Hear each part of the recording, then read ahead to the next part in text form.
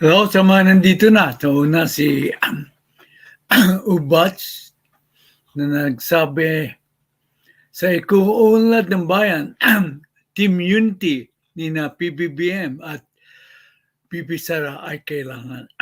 At saka si Box 3 na mayroong siyang shorts. Yung mga susunod na makapapunod, paki-like lang po yung mga shorts ni Box 3. Si Jam, mataliga, kaibigan ko, nandito na. Ay, nandito na si Ryan. Ako, good afternoon po, Tatay Jack first. And classmate, mabuti nandyan ka. I'm so glad that nandyan ka.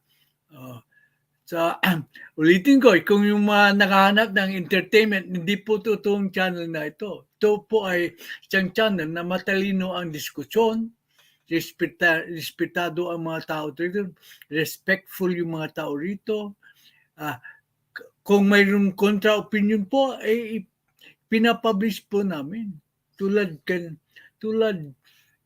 sa mga komento negative po, ipinablish ko. Yan ang thumbnail ko. Saan sabi ng isang anti-PBBM, babagsak daw ang ekonomiya. Ay hindi po.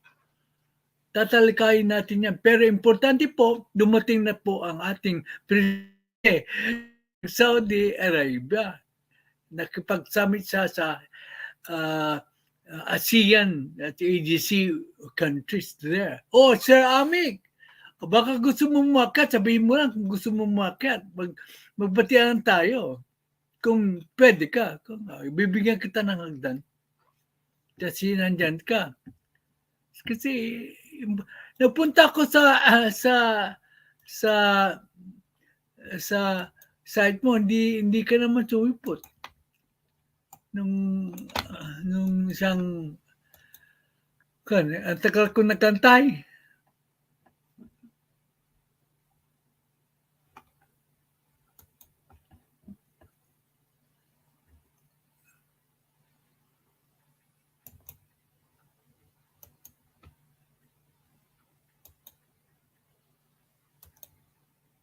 O yan.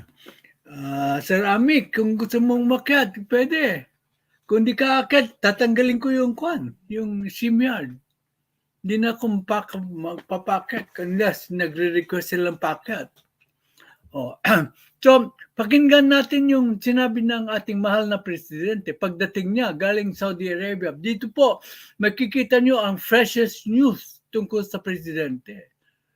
Okay. Yun natin ni Sir Amik, si Ryan. Okay. Present po tayo.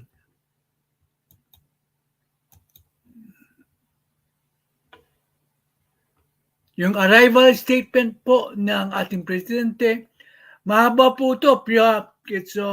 Pinutol ko na yung hindi siya nagsasalita. So, ang aking gagawin magmula ngayon, kung yung mga background music lang, hindi ko na i-play, hindi ko na ako mag-waste ng time. So, dito po, dumating na po at ang ating si Ginger! Putulin ko muna para mabati ko ang aking paboritang Londonera, si Jean Jaggers. Salamat po, Jean Jaggers. Huwag ka masyadong maglalasing yan. Gin tonic. Okay.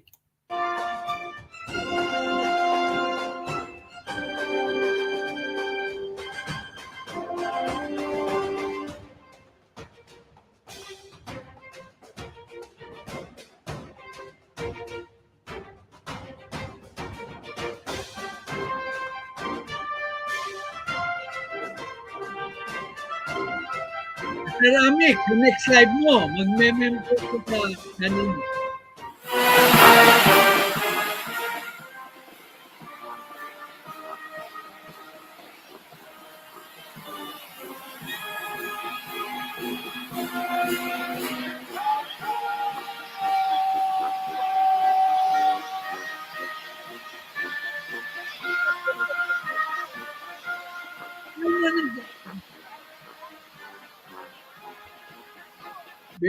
Binabati ko po si Manang Carmen, ulitin ko, Sir Amik, sa next slide mo, mag-member na ako sa channel mo.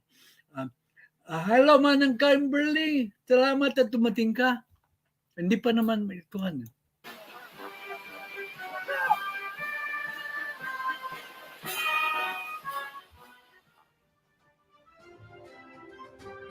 Sabi ni Manang Carmen, chill lang tatay. Oh, chill lang ako. Hindi ako naapektuhan ng mga kontrobersya.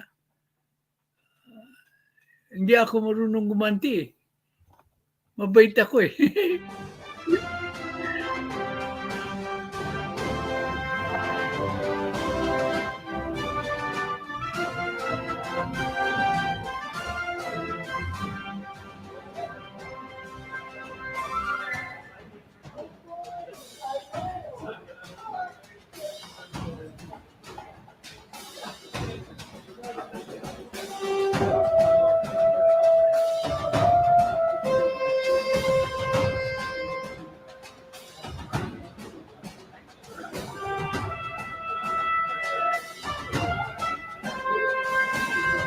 Habang kwan,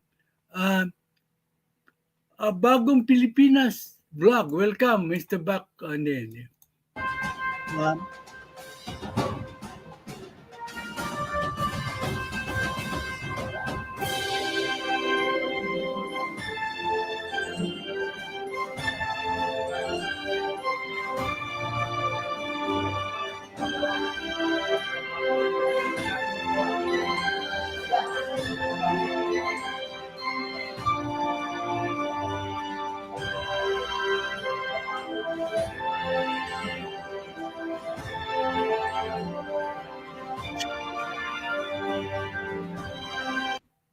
Hindi na ako pwedeng tumagay. Hindi na ako pwedeng tumagay. Kasi may high blood pressure ako. Beat, konti lang. Hello. Pero mahilig ka pala sa boxing, ha? Okay.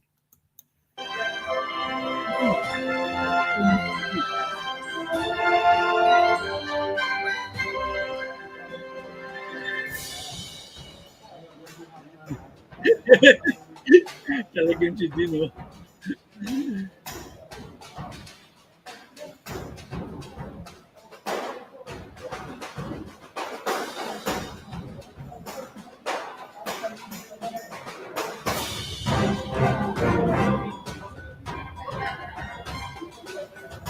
Ladies and gentlemen, the President of the Republic of the Philippines, His Excellency Ferdinand R. Marcos Jr.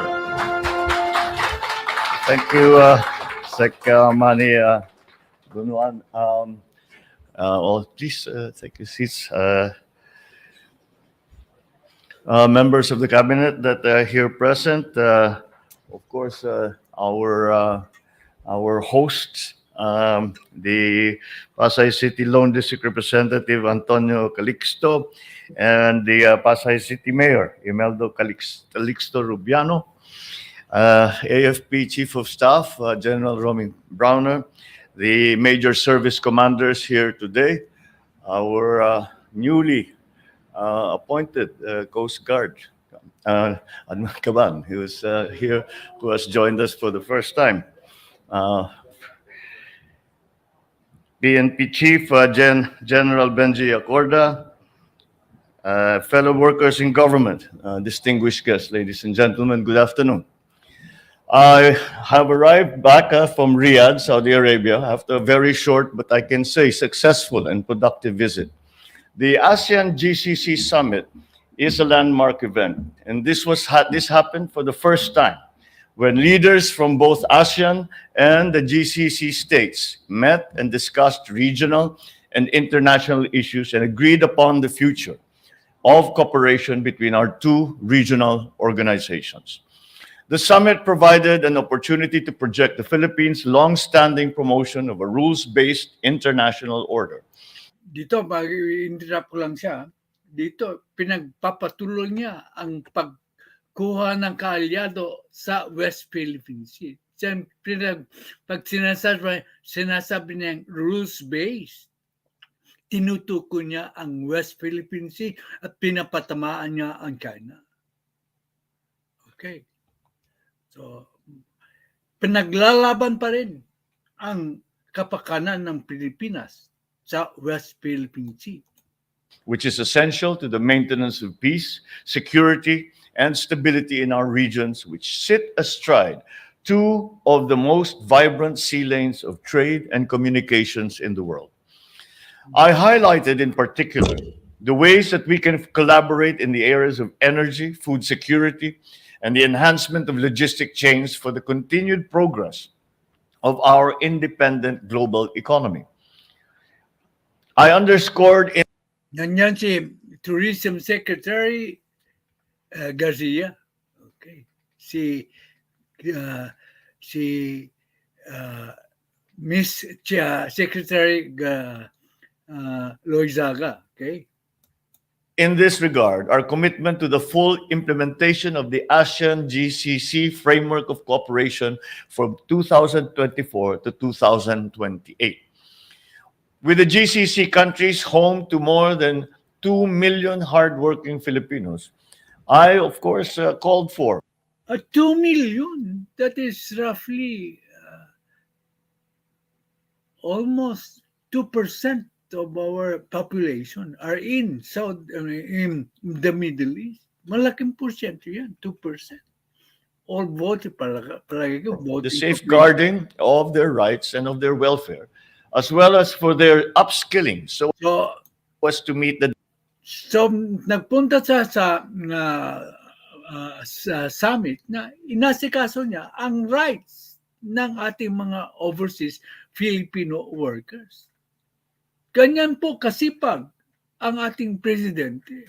Pag nagbiyahe siya, inaalala niya ang kapakanan ng bawat trabahador na nandun sa ibang bansa. demands of the increasing digital transformation in the modern workplace.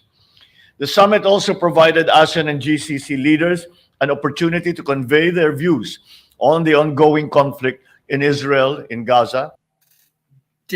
Matapang talaga si Presidente. Pupunta siya sa Saudi, pero before he went to Saudi, if you recall, we stand with the Israelis. Ito hindi nare-relate na ng ibang bloggers to. We stand with the Israelis. Yung Hamas is mga Arabo yan. Pupunta siya sa Arabo. Pero nanindigan siya na pro-Israel siya. Pero hindi nasaktan ang image niya sa mga Arabong nasa Middle East. Kasi alam niya na nanggagaling sa puso ang sinabi ni Presidente Marcos. Kasi inatake ng Hamas ang Israel. Okay. Yan ang hindi pa natatakil ng ibang bloggers. I shared our hope for peace and that it should prevail and for the welfare and safety Kasi sinabihan niya yung mga Arab countries na gusto niya ay peace. Hindi niya gusto ang giyera. Ganyan po kagaling sa diplomasya ang ating presidente. of civilians to be upheld in accordance with international humanitarian law. Mm-hmm. During the Saudi-Philippine Business Roundtable meeting, we witnessed the signing of a memorandum of understanding between EEI Corporation and Samsung Engineering NEC Corporation Limited, or SENEC. SENEC is a joint venture between Samsung Engineering and Al Rushaid Petroleum Investment Corporation. Under this agreement, a 500-person capacity training facility will be established in the Philippines to upskill Filipino employees in various professions in the construction industry.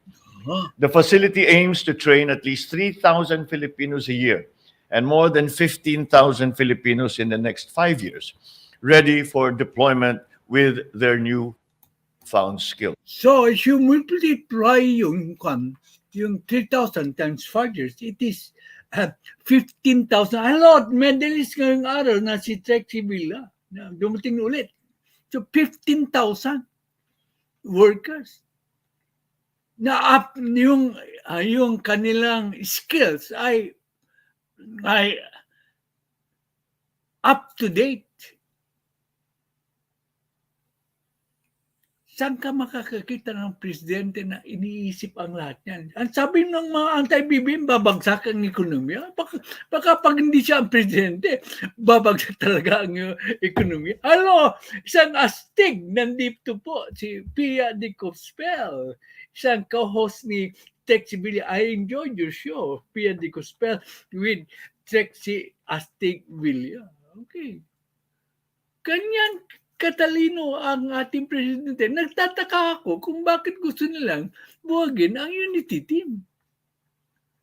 Ay kailangan niya, hindi po superman si PBBM. Bakit ba gusto niyang buwagin ang unity team? Team unity.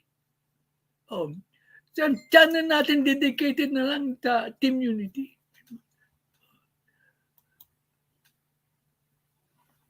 Patuloy natin ang video.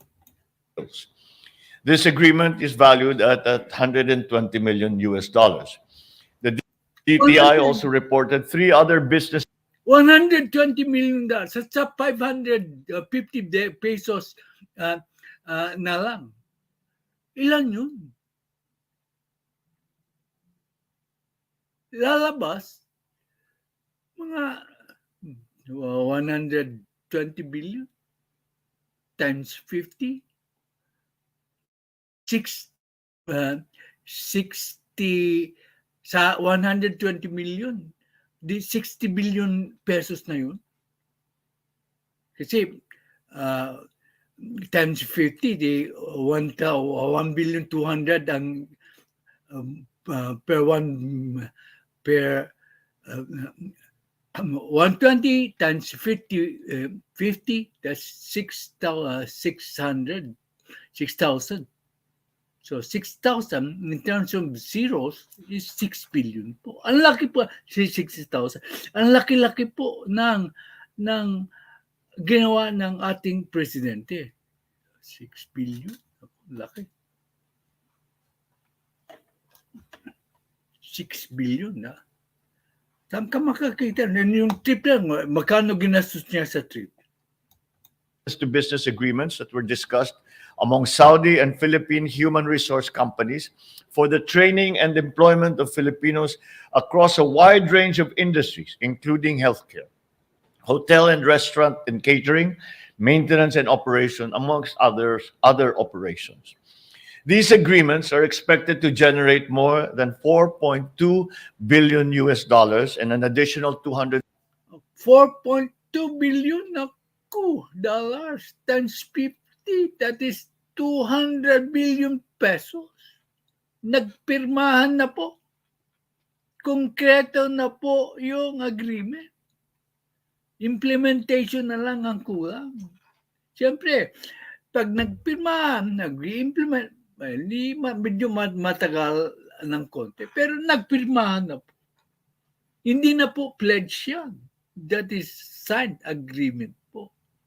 Katulad ng sinabi ko, usually kung importanteng agreement, mayroon personal na signature.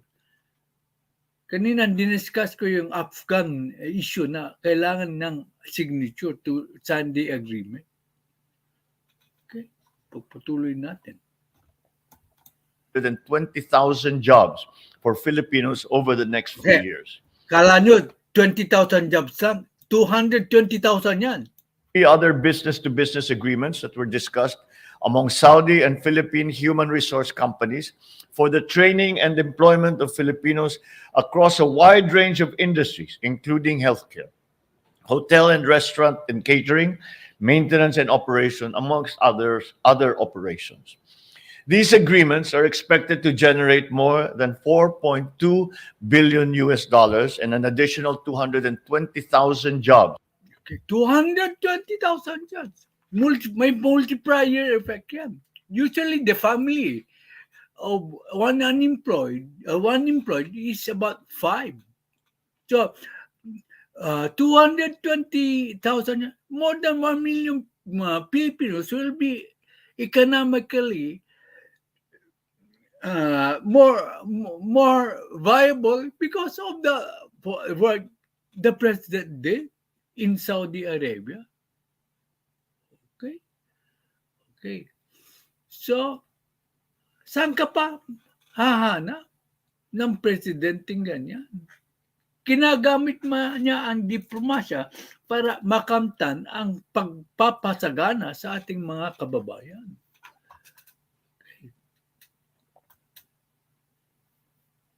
Yeah. For Filipinos over the next few years. I certainly enjoyed once again the vibrant Filipino community of Riyadh. I assured our kababayans of our continued support and assistance of the Philippine government in their sacrifices that they have made for the country and for their families, and that we will continue to support them in any way that they need. I also met with the Kuwaiti Crown Prince at the sidelines of the summit. And at that very, very quick, very short meeting, we agreed to continue to discuss some of the obstacles in our relationship. Sana inayos sa ni Presidente Marcos ang gusto. Sana wag na si Idol ay wag na makialam. Dahil sa pagkikialam niya, nawalan ng trabaho ang si Idol na nakialam siya. Idol kasi yun ang tawag ng astig natin sa kanya. Ginaya ko lang ang sabi ni astig. Si Idol nakialam, nakisawsaw. Wag ka nang sasawsaw ulit, Idol. Kung mahal mo ang mga Pilipino, wag ka nang sasawsaw. Sabi ni astig po. Trek Sibilia, hello, Daniel Berry Sports, portahan po natin siya. Bakit ka makikisawsaw? Nagkaroon tuloy ng ban ng office OFW workers sa Kuwait. Nakisawsaw ka kasi. Maliit na bagay. Hindi, nakamali po ako sa word. Isang bagay na common naman nangyayari. Hindi na ang common yan. Maski saan ka magpunta, may mga siraulo talaga, mga tao na ginawang krimen sa ating isang kababayan. Huwag ka na makisawsaw kasi dinadawit mo ang maraming pamilya sa iyong pag-epal. Idol, Papi Tulpo, sabi ni ang aking idol, Banaboy. Sana, pakiusap ko, wag ka nang paepal po. Idol. Ay, si Digi Byron lang madalas magsabi niyan. Okay. In terms of the bans that we had imposed for employment. Sabi ng astig din, grandstanding ka, si Idol. Tuwang-tuwa ako kay Pia. Astig na rin. Okay. And he was very, very effusive in saying that we should remove all of those and we should continue as we had done before, which is a very important development. On the side of Kuwait, itatanggalin nila ang ban sa OFW. Siguro, napansin nila that they cannot function well without the help of the Filipino overseas foreign workers. Napansin nila na hirap na sila. Nung ibinan nila ang OFW sa Kuwait, napansin nila, naghirap sila. Kasi yung mga mag-aalaga sa kanilang mga anak, sila na ang mag-aalaga o meron silang ibang taga-alaga na hindi naman kasing galing ng Pilipino na mag-alaga. O yung mga engineers natin, nawalan sila ng magaling na engineers, nawalan sila ng magaling na architects. So, napansin na kailangan nila ng Pilipino. So, sabi ng Crown Prince ng OFW, ng Saudi, Kuwait, ay tatanggalin niya na ang ban. Na yung mga nagsasabi na hindi nila kailangan of OFW workers ng Pilipinas ay malilit na tao. Huwag nyo silang paniniwalaan. So, in context mo, parang pinapatamaan din ng Prince ang mga politikong malilit dito sa Pilipinas katulad ni Idol. Okay, sabi ni Astig Trick Sibilya, tatay, jackpot, dahil sa pagkikisaw ni Idol, kaya naban ang OFW. Tapos nung nagka-problema, natahimik siya. Ay, for that, you get another medal. Today, you are twice a medalist, Trick Sibilya. Ang ganda ng inyong komento. Natahimik si Idol. Di naman kuha ng para solusyon. Kaya that's why you deserve the medal again today.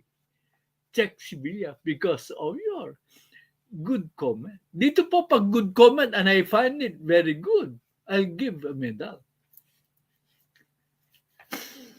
Okay. Pagpatuloy natin. Develop. Tuwa ako talaga sa sabi mong Idol. Okay. Because for a few months now, we have had to ban the deployment of Philippine workers in Kuwait.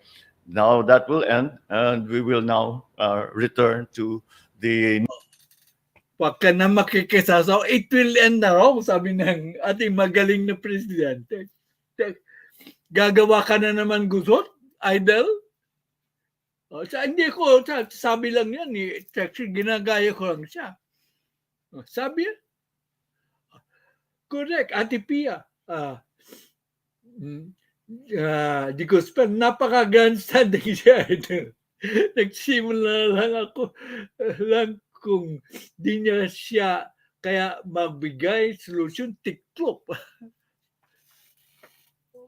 Again, how very right you are. Baka mahilig lang makisasaw siya, pasikat. Wala pa namang magagawa almost 2 years.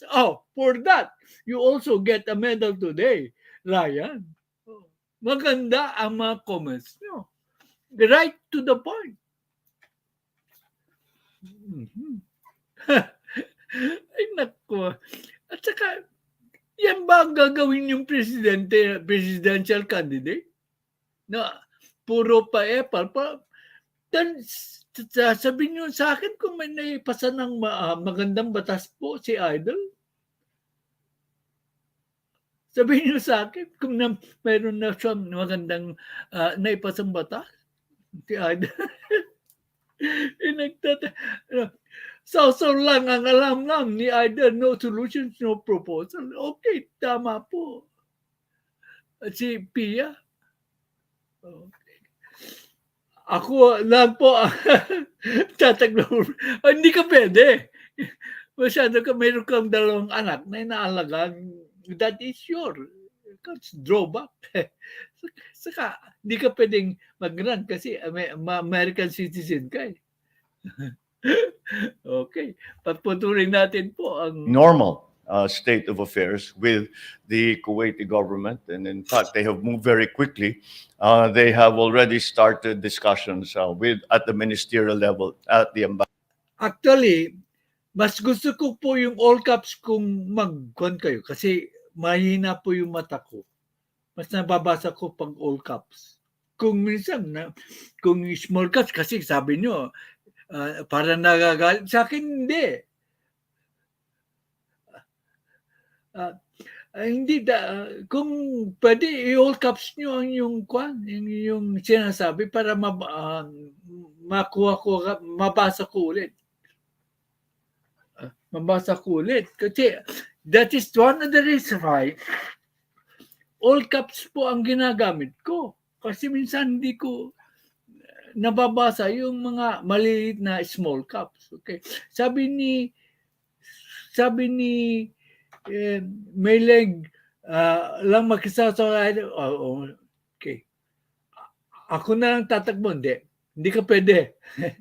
Dinas natin, madali lang naman po yun. Okay. Naku, please, next option, wag gender. No, not for president. Baka pwede for SK chairman muna. Sutil ka. Astig. Okay. So, ambassadorial level as well. Finally, I had the opportunity to meet the Crown Prince and Prime Minister of Saudi Arabia. We exchanged views on issues of common concern to our two countries, and I expressed hope that we can sustain the momentum of high-level exchanges as we expand cooperation in key areas of mutual benefit to our people. It was very encouraging. Kita nyo kung gaano kahusay po ang ating presidente. Hina-hina lang tayo. Minaniobra niya ang mga Saudis na maging best dito sa Pilipinas. Paano niya minaniobra? How did he maneuver the Saudi Arabia sa Saudis to invest in our country? He used the fact na kulang sila ng agricultural lands. At kailangan nila ng mga food products. So, ginawa niya, ang utak niya, dapat ginawa na ito ng past administration. Siya lang ang kaisip. Sabi niya, mag-invest kayo sa Pilipinas para specific yung mga pagkain na itatanim namin para sa inyo. So, mangyayari, mag-invest ngayon ang Saudi sa Pilipinas para sa pagkain na kukunin sa Pilipinas. So, ang Pilipinas ang magsusupply ng pagkain ng Saudi. So, there is a ready market for our agri-products. High-value agri-products. Yan yung sinasabi natin na nagsisik ng other markets ang ating mahal na presidente. Okay. Excuse me, my director wife is angry with me because pasensya na po kayo kasi matanda na ito. Uhugin na talaga ako. Naririnig, nandito siya, pinagagalitan niya ako. Okay. Yeah. Sabi ni Eric Bot, magaling na topa ni Serbo, traffic po sa Senado is an extension of this program. Rapid po sa radyo, anak ng Tokwa. Okay, I will allow that statement. Ni Erica, okay, another statement. Naku, kahit iskidyawan, hindi pwede si Idol. Yung barangay issue, baka dalhin niya doon sa RTA. Yeah. Rather, RTIA is Rapid Tulfo in action. Doon na lang. Doon na lang siya sa RTIA na mag-grandstanding. Wag na siyang tumakbo kahit kailangan, kahit anong peto. Okay, nagbabatihan po si Latkan. Pagpatuloy natin. Again, ang galing-galing ng estratehiya ng ating presidente. Ako, hindi ko naisip yun na nagagawin niya yun. Na ang estratehiya, kasi hindi ko naisip na pag yung ginawa niyang i-suggest sa Saudis na mag-invest sa Pilipinas para sa pagkain nila. Ang talino talaga ni President Marcos. Baw na baw po ako. Wala sa kalingkingan ng mga ibang politiko sa kanyang foresight, sa kanyang kagalingan. Namanap talaga siya sa kanyang ama.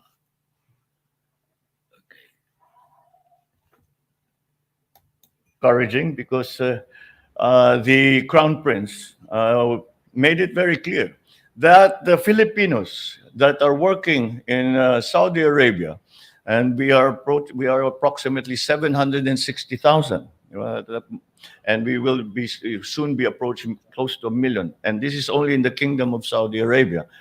It was very encouraging because the Crown Prince made it very clear to me that the Filipinos will play a very important part in their continuing growth of their economy. And there is a new aspect to our Sabi ni Gin Tonic Jagger, si Idol at Idol sa Senado, puro dala lang. Agreed. Agreed po. I would like to give a medal more, pero dalawa lang talaga ang binibigay kong medal. So, if you want to have a medal in recognition, be early in making good comments po. Okay. Sayang, hindi ko nabigyan ng medal si Pia de Gosper kasi dadalaw lang ibibigay kong medal sa isang LS session. Okay. Pagpatuloy na. Dito po, pag nawala ang OFW ng Pilipinas sa Saudi, makikripple po ang Saudi Arabia economy siguro. Kaya importante po ang ating mga OFW workers. Okay. relationship with Saudi Arabia, whereas before, essentially, it was just for employment, and we sent our people OFWs. Now they have extended that relationship and say that it is time that they bring investment to the Philippines and to support their food supply situation. Yan ang sinasabi ko. Kasi napanood ko na yung mga statements niya before, kaya pwede na ako mag-comment. Nung una, hindi ako nag-comment kasi hindi ko pa naaaral ang statements niya. Kaya ako nasabi, ang husay niya sa estratehiya. Estratehiya ng ating presidente. Okay lang, tatay. Okay. Sayang, maaga ka sanang mag-komento. Sorry. Sorry, Manang Pia, ha? Gusto kitang bigyan pero naibigay ko na yung dalawang medal ho. Okay. And to support the industries that they are going to expand and they're going to establish. And so whereas before it really was, you could have described it as a one-way street. We were sending workers to Saudi Arabia. Now it will be more of a two-way street. Well, we will certainly continue to send our workers to Saudi Arabia, but they will also, for their part, come to the Philippines and make capital investments here in the Philippines, as they see ASEAN and the Philippines in particular as an area of very good potential for the development and transformation of their economy. So let me assure you that we will continue to advance our national interests as we further expand our partnerships abroad. Maraming salamat. Magandang hapon po sa inyo lahat. Mabuhay po tayong lahat. Magpapasalamat ko sa safe return of our President. Sana patuloy ang alagaan ng Diyos ang kanyang kalusugan at saka kapakanan niya po. Kasi kailangan po natin ang ating Presidente para umunlad ang ating bayan. Okay. Sabi ni Ryan, ay iba po kasi ang mga Pinoy pagdating sa pakikisama. Kaya hinahangaan sa buong mundo. Nasisira lang dahil sa mga salsawero na gaya ni Aiden. Okay. So, babalik na tayo sa main topic. Siya nga pala,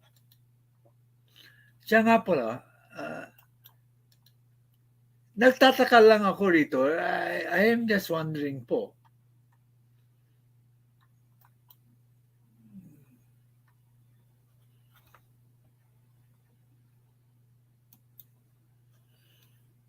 I'm just wondering po,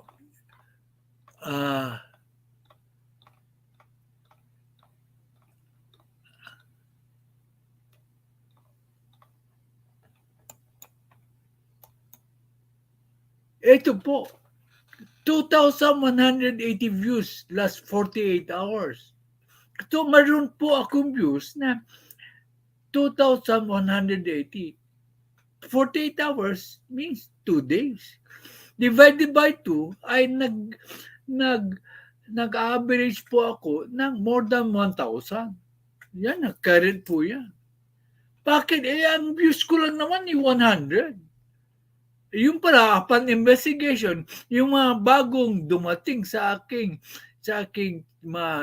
nag-subscribe sa aking channel ay pinapanood yung mga previous po na LS ko kasi may playlist ako. Doon po nanggagaling yung views ko. 2,180. Kung titignan nyo ang current views ko, isa lang ang nag-over 1,000 yung sa inisnab ni PBBM si Speaker Martin Romualdez. Pasalamat ko ako sa mga bagong subscribers na pinapanood po ang aking previous live stream. Mayroon na po ako mga over 200 live stream po sa aking playlist. Salamat po sa inyo. Sa inyong pagtangkilik po. So, importante po ang content. Importante po ang content. Ito po, ginagawa ko ito. Sarili ko lang. Okay. So, balik po tayo sa sabi ng okay. Nagagalit sa akin si Director. First naman. Ang thumbnail ko po, malinaw po.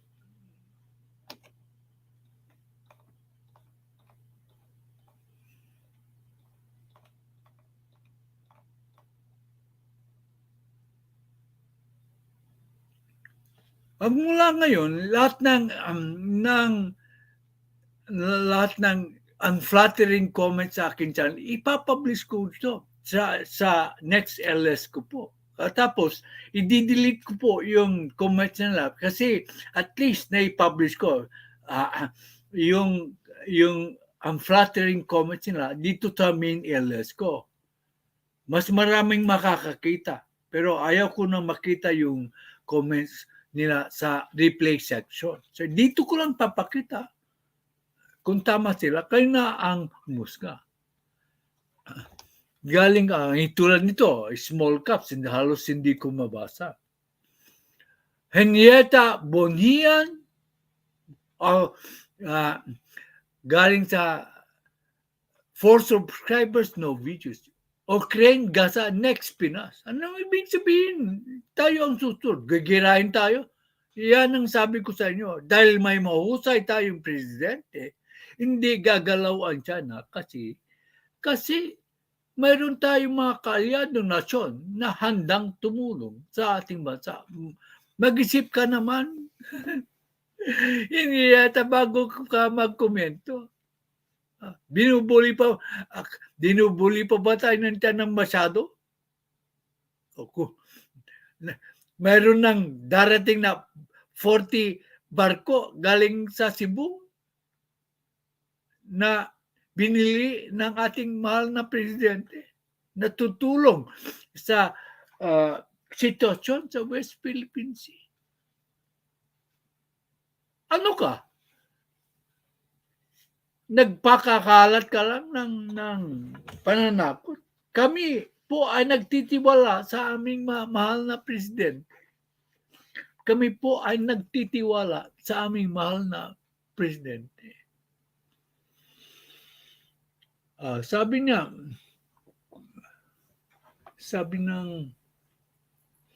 marami ng komento. Hindi pala. Komento ko pala yun.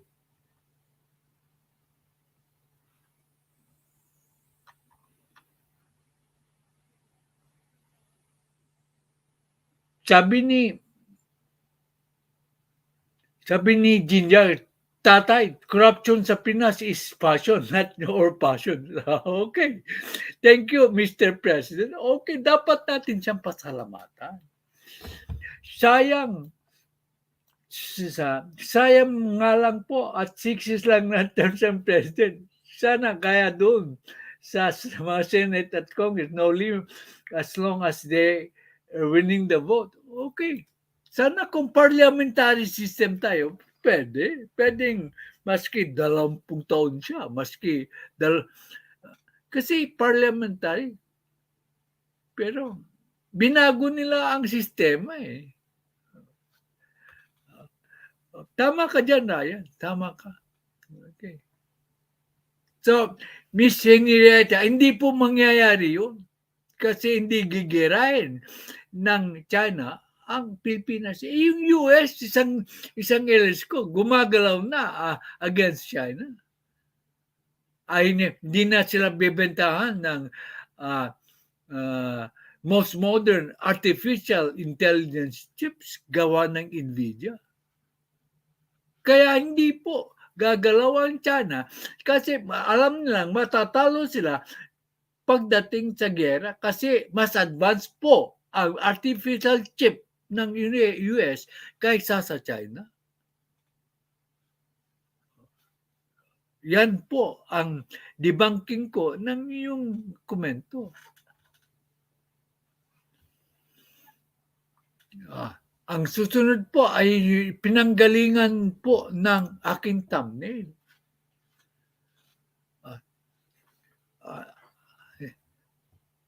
Ito ba ay Chinese? Siya na Pilipino? Sabi niya, babagsak ang ekonomiya. Thumbnail po nagsisinungaling. Sabi ng anti-BBM dito. Sabi ng anti-BBM na ito, babagsak ang ekonomiya ng Pinas dahil nawalan ng tiwala ang Pilipina sa Presidente. Puro na puno ng sindikato. Ito po ay palagay ko ay viewer po ng mga katulad nila Maharlika Bolyakera, General Macanas, bagong lipunan ba yun? Si bagong lipunan, si Banat ba?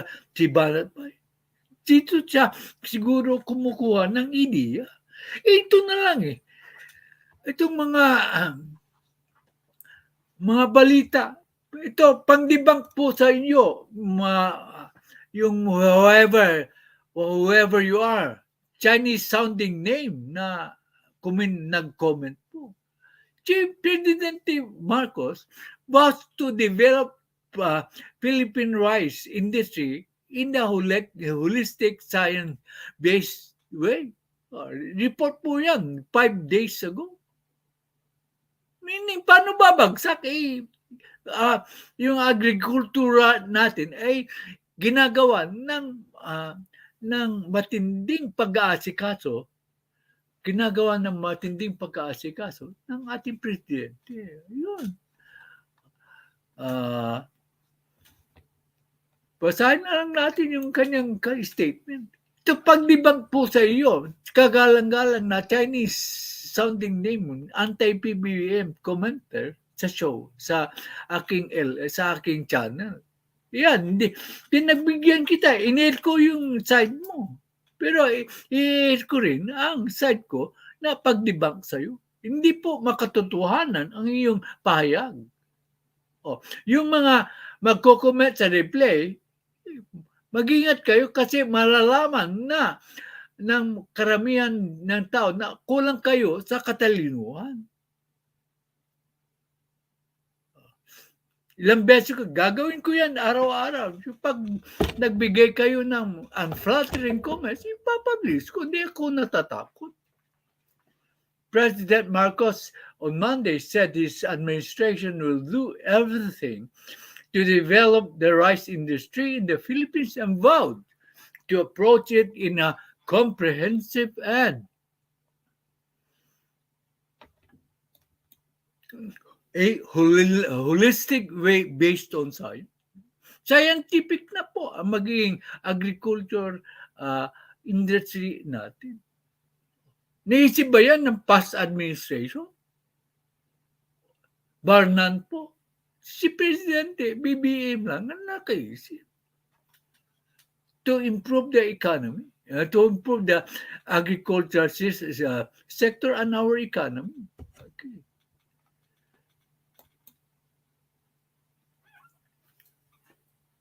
Dito na to debunk your statement na babagsak po ang ekonomiya. Ito po ang ginawa katatapos lang natin na mag-discuss. Ito po ang ginawa ng ating mahal na Presidente. Marcos list business deals, investment for OFW from Riyadh. Visit story by Jessil Kasosyan. GMA News. Hindi po galing po sa akin ito. Hindi po tayo nag-iimbento dito ng fake news. Okay. In Riyadh, the Philippines seals 4.2 investment in deals to supply Saudi's labor needs. October 20. Kailan yan? Kapapasok lang po. October 20, fresh sa balita. Dito lang kayo makakakita ng fresh na balita kay President Marcos. Okay. Kung gusto niyo ng balita tungkol kay Presidente, dito kayo magpunta. Pwede hindi kayo nag-agree. At least may balita tungkol kay President Marcos. Hindi paling against kay siya unity team, pero kay Presidente Bongbong Marcos kayo, dito pag nag-subscribe kayo, makikita niyo ang balita tungkol kay Presidente Marcos. Okay.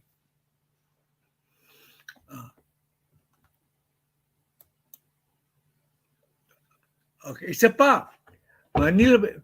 Philippines struck investment agreements worth 4.26 billion.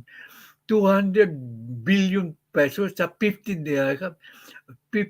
pesos per dollar. Hindi na nga po nagkagaya ng 56 Para simply ang computation. 200 billion. Saan ka makakakita ang ganyan? Napirmado na po.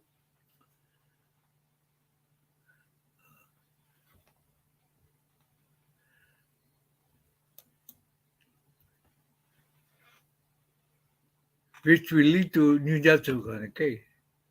This agreement, ito na, specific na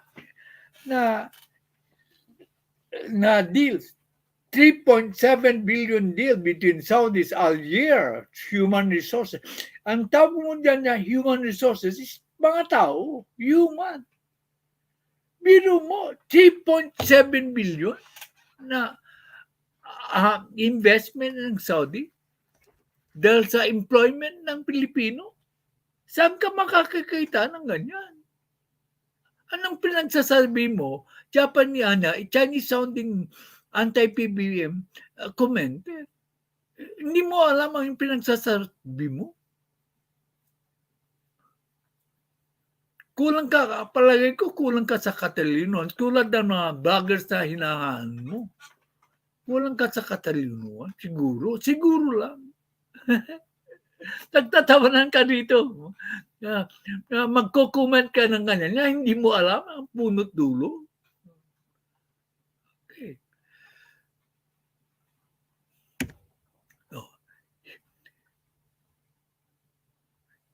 For human resource services po, 3.7 billion.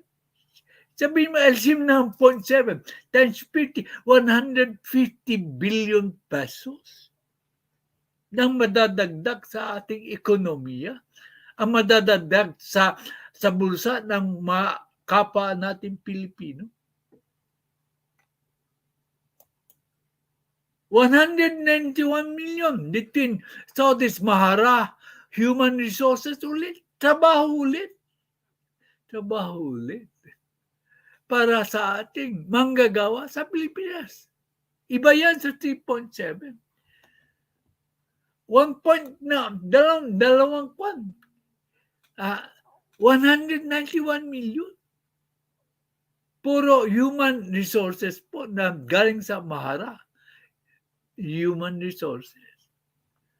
At saka ito maganda. 120 million deal between Saudi's Al Rusaid Petroleum Investment Company and Samsung Engineering Neck Corporation Limited and Philippines EEI Corporation for Construction Export Services. Construction po. Trabahador sa construction po yan. Anong sinasabi mo? Hindi mo alam ang iyong pinagsasasabi. Oh, Chinese sounding name commenter, anti-PBBM. Okay. Okay. The agreement set to benefit more than 15,000 na mention ka, nabanggit ko na. The 120 million ay maswerte ang mga taga-Tanza Cavite. Sa kanila mapupunta yung investment ng Saudis para 500-person training facility in Tanza. Ay sari-saring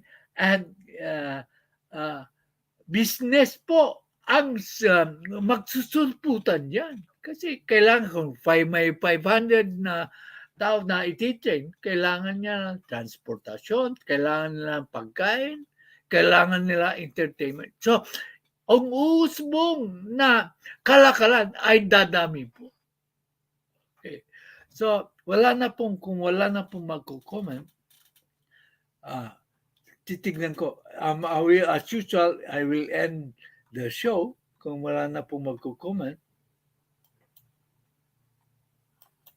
And sa lahat ng dumalo po rito, ay, wala na yata. Okay. Sa lahat po ng dumalo new comments, ay salamat po. Yes, may mga sorry, may mga nag-comment pa pala. So, kung gusto niyo mabasa, samantalahin niyo, mag-type na kayo.